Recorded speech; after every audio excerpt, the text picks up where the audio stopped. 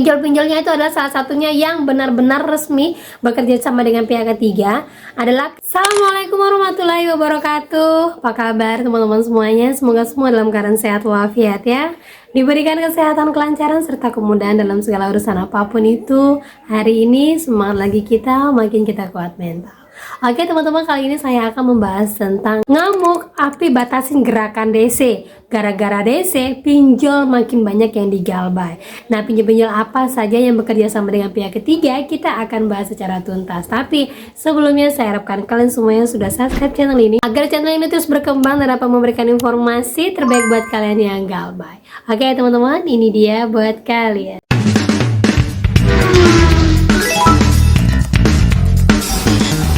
Oke teman-teman, sebelumnya saya mau bahas dulu yang lagi hype ya di kalangan mahasiswa, yang mana di sini banyak sekali menjadi korbannya sampai ratusan orang.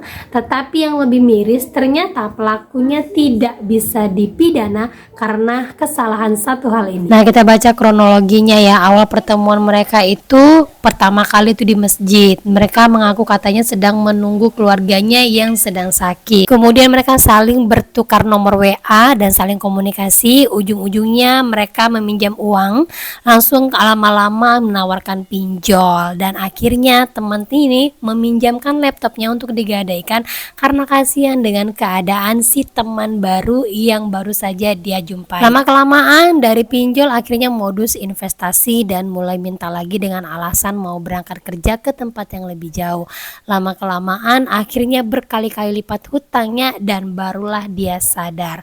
Dan ternyata di sini korbannya bukan hanya satu, ada sekitar ratusan orang tetapi tidak berani speak up. Nah, dari statusnya ini terkumpullah 8 orang yang menjadi korban dan mereka saling berbagi informasi karena mereka mau melaporkan kepada polisi. Tetapi sebelum ini mereka sudah coba untuk melaporkan kepada polisi tetapi tidak bisa dihukum pidana karena bukti tidak kuat.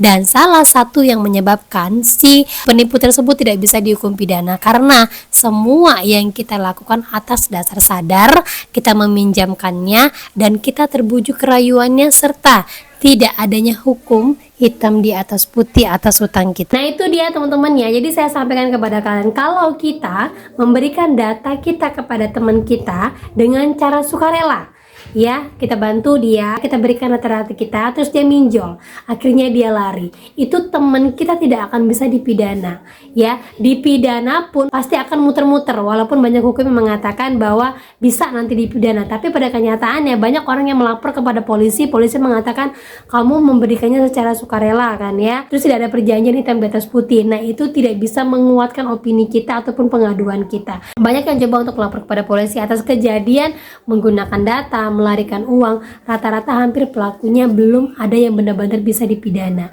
Karena apa? Tidak adanya hitam di atas putih pada saat perjanjian itu.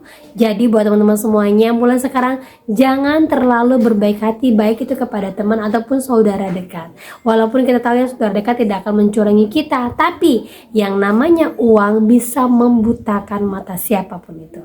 Gitu ya. Dan lanjut lagi teman-teman, jadi pengakuan teman-teman kita yang ada di grup ya. Sekarang ini Kredivo Indodana luar biasa kencar. Biasanya aman-aman aja, sekarang setiap minggu sudah mampir ke rumah. Wah, benar-benar Indodana ya, setiap minggu datang mau lebaran ini udah kesel dia sama saya datangin tiap minggu, tapi nggak ada pembayaran dan menjanjikan kapan bayar, bingung juga jadinya. Si DC minta buang ini harus ada dibayar, tapi ya gimana, memang belum ada rezeki untuk bayar, untuk makan aja alhamdulillah. Gimana Mbak Desi solusinya menghadapi Indodana ini tiap minggu datang?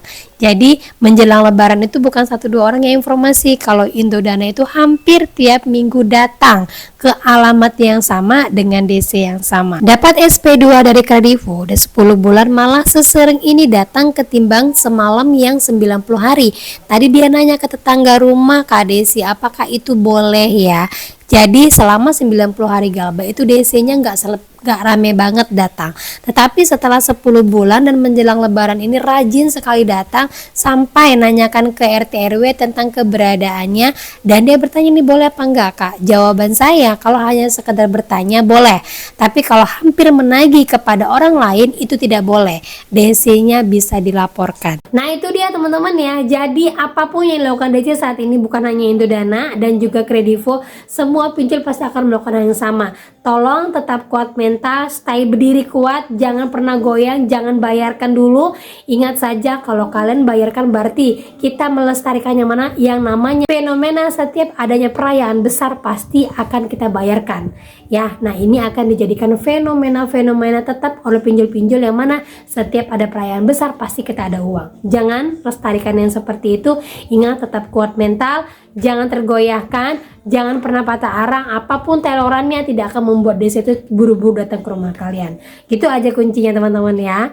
Dan lanjut lagi teman-teman. Jadi di sini Api bener-bener ngamuk ya sama DC-DC karena informasinya kebanyakan DC-DC yang berada di lapangan saat ini yang membuat citra pinjol itu lebih buruk di mata masyarakat dan buat orang lebih banyak untuk galbay gara-gara kelakuan DC. Nah, informasinya Afi mengakui bahwa penagihan debt collector bikin citra pinjol buruk.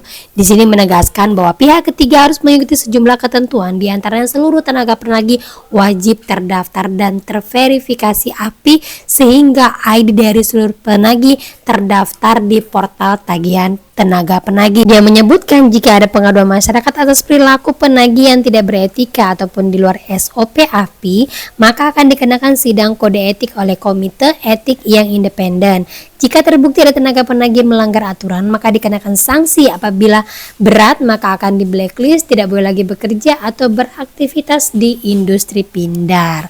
Nah, sebenarnya Api ini tahu kok semua pengaduan-pengaduan kita mengenai debt collector. Tetapi rata-rata sekarang debt collector menyamarkan ke data mereka dengan tidak pernah menyebutkan mereka dari pinjol mana dan hanya asal mengirimkan WA blast biar kalian ketakutan. Nah, itu dia ya, sebenarnya Api OJK tuh udah tahu ya, di atas sana orang udah pada tahu bahwa yang membuat citra buruk ini adalah penagihan-penagihan pinjol. Nah, itulah mengapa DC-DC jarang sekali menyebutkan nama aplikasinya. Jadi buat teman-teman semuanya, sudah benar sekali kelakuan kita kalau ditagih sebar data sama dengan lunas. Kalau ditagih ke orang lain, ditagih sampai mencemarkan nama baik sama juga dengan lunas. Berarti salah siapa? Salah DC-nya tidak mengikuti aturan. Karena peraturan yang jelas adalah tidak boleh menggunakan ancaman, tidak boleh menagih kepada orang lain, tidak boleh menagih di luar dari jam 8 pagi sampai jam 8 malam, tidak boleh meneror atau mengintimidasi keluarga, dan tidak adanya paket fiktif yang membuat orang semakin ketakutan.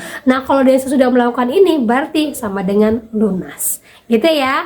Jadi di sini juga saya rangkumkan buat kalian semuanya beberapa pinjol-pinjol yang emang bekerja sama dengan pihak ketiga. Pinjol-pinjolnya itu adalah salah satunya yang benar-benar resmi bekerja sama dengan pihak ketiga adalah Kredit Pintar, kemudian Dana Rupiah, Uku, Indodana, Ada Kami, Uwatas, Julo, Kredivo, Samir, Krediwan, Pinjam Yuk, Aku Laku, Cairin, Uangi, Singa ID, Indosaku, Rupiah Cepat, dan terakhir itu adalah Shopee. Mungkin yang lain-lainnya juga ada selain dari yang saya sebutkan ini, tapi yang ini emang benar-benar terbukti ada di website semua pihak ketiga yang mana jelas mereka bekerja sama dengan pihak ketiga. Di luar dari ini mungkin ada, tapi kebanyakan yang menagih biasanya dari pinjolnya langsung. Cuman mereka merekayasa bahwa ini dari pihak ketiga. Untuk apa? Untuk mengelabui OJK Api bahwa yang melakukan ini adalah pihak ketiga, bukan kami si pinjolnya. Karena sanksinya nggak main-main. Biasanya pembatasan usaha ataupun sanksi uang denda administrasi sampai ratusan juta. Jadi buat kalian yang ditagih ataupun didatangin sama DC, kalau masih ditagih lewat WA, abaikan saja, aman. Kita tidak bersentuhan fisik langsung dengan pinjolnya, dengan DC-nya. Tapi kalau DC-nya datang ke rumah kita, tetap kita tanyakan mana suratnya, mana surat jalannya, mana penagihan, mana hutang yang mengatasnamakan saya. Kalau tidak bisa menunjukkan itu semuanya, silakan pulang ambil dulu Pak. Nanti setelah Bapak liatin, berarti saya tahu saya ditagih oleh pinjol ABCD, bukan dari orang lain ataupun dari instansi lain. Nanti kalau masalah bayar, saya tetap kembalikan kepada pinjolnya. Nanti pun kalau saya bayar, pasti langsung tercatat di pinjolnya. Seperti itu saja teman-teman ya. Tidak usah membuat keributan, tidak usah memancing keributan juga, tidak usah mencari kesalahan siapa yang salah siapa yang benar. Intinya Selagi kita galbay, otomatis kita akan ditagih, diteror, diintimidasi, dan terus-terusan dikejar. Jangan pernah percaya isu-isu yang beredar, jangan pernah patah arang, jangan pernah berubah arah karena ketakutan kalian, dan jangan balik lagi ke masa lalu, karena kalau kalian tidak benar-benar berubah saat ini, berarti ke depan pun kalian sulit untuk berubah. Gitu teman-teman ya. Nah oke, itu dia informasi yang bisa saya sampaikan buat kalian. Semoga informasi ini menjadi mood booster, semangat baru, dan akhir kata saya ucapkan Assalamualaikum warahmatullahi wabarakatuh.